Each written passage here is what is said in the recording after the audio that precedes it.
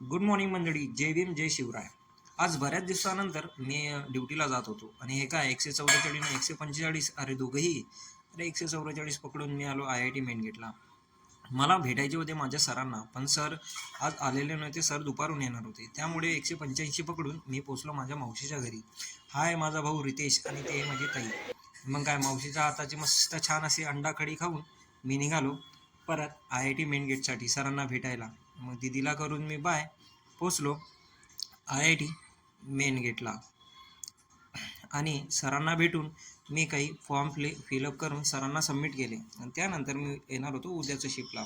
पण त्याआधी मी जाणार होतो दादरला मला घ्यायचा होता माझा DMS म्हणजे माझा बूट.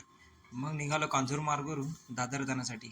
तसं मी पायीच निघालो नायगाव जाण्यासाठी. हे आहे नायगाव. त्यानंतर हे आहे शॉप जैन शॉप.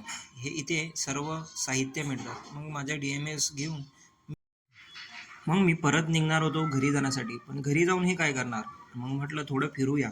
मग थोडं नायगाव फिरून झाल्यानंतर मी पोचलो दादरवरून मी आलो छत्रपती शिवाजी महाराज टर्मिनसला.